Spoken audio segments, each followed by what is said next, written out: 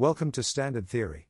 In the previous segment we discussed the process of intelligence and the beginnings of horizontal thinking. So far, we have discussed some main ideas of the standard theory of psychology, the Z0 scale and subtractions, and most recently the beginnings of the R scale and intelligence. In this segment we will discuss the specific processes of horizontal thinking on the R scale. We will begin to discuss each characteristic specifically, beginning with the first characteristic of communication. The first characteristic of communication is referred to as self-identification. This is part of silent communication, which is part of horizontal thinking. So, to clarify where this information is organized on the R scale, we will reiterate that the first characteristic of communication is part of the scale of intelligence in horizontal thinking within silent communication. Silent communication in general contains three characteristics. The first characteristic is the display of identity. The second characteristic is the display of interaction. The third characteristic is the display of orientation. Each of these three steps relates to a specific amount of psychological activation in intelligence.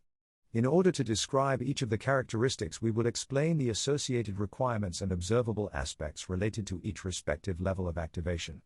In the first characteristic of self-identification, a person must first obtain excess resources as well as the low-energy subtractions required to create a high-energy intelligent process. This process is a cycle of communication within the individual and between the individual and no one else. In order for this cycle of communication to be completed, the individual must disregard the environment, other people and other relationships as well as other external factors. This allows the cycle of communication to become truly intelligent as the factors of the environment and the psychological processing of others is no longer regarded and is no longer part of the self-identification process. By disregarding these external factors, the individual can create a unique version of events that correlate to the intelligent experience of self.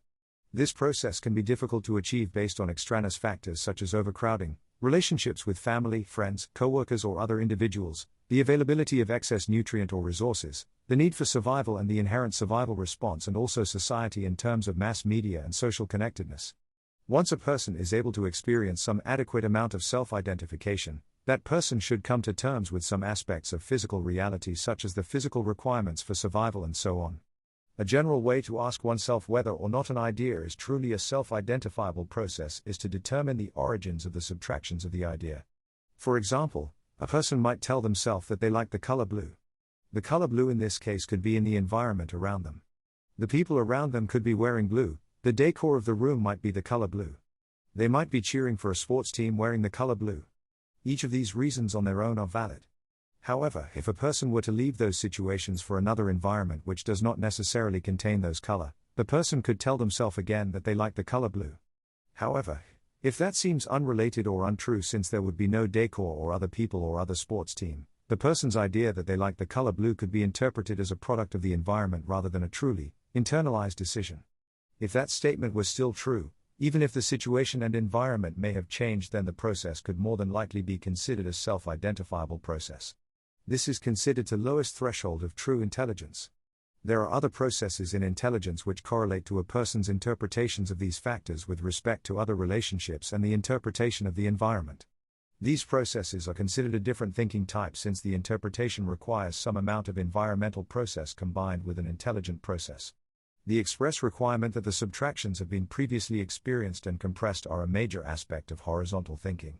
The experience of the first characteristic can be considered one of the most difficult to achieve consistently, as its requirements as an event separate from an environment as well as the need for additional resource needing to be achieved repeatedly in a way that leads to the preference of this type of communication. Since there is a specific amount of information associated with these, though, standard theory could be used to count the intrinsic number of times that this would need to be achieved in order for that to happen. With enough of these self-identification processes, the second characteristic can be reached. The second characteristic of communication is referred to as self-interaction. This process is responsible for attaining the excess resources needed in order to experience continued high-energy activation. In a more general sense, though, the second characteristic or self-interaction is determined by the intelligent consideration of overall body status. Any process which influences the overall status of the body is considered in self-interaction. This includes any amount of signaling process in the body: diet, exercise, sleep, grooming, the need for food or shelter, medication, substances and so on. Anything that affects the overall status of the body is important in the experience of self-interaction. Until an adequately excess amount of resource has been determined, the continued activation of intelligence will not be able to continue. Functionally, in order to achieve a higher level of activation than the two characteristic, the self-interaction experience must be enough to remove or satisfy the inhibitory processes in the brain. The role and function of those processes are more thoroughly discussed in other areas such as neurochemistry, as this process is largely related to the neurotransmitters in the brain responsible for signaling things such as stress and hunger, muscle function and so forth. The adequate satisfaction of these responses allows the body to release priority of the available resources to the brain rather than conserve those resources for survival specifically. The removal of these inhibitory responses theoretically allows the brain to use any excess resources for the purpose of continued higher energy activation. Also, in theory, the purpose of making this exclusion is to obtain new experiences and environmental understanding without being forced to experience a survival response. By circumventing or avoiding the survival response, the person would be able to make decisions that lead to a situation more viable to survival without the need for continued impulse. The need for survival may still influence the decision-making process in terms of obtaining the things needed for survival. However, one goal of those intelligent processes is to do so without the inherent need for the survival impulse.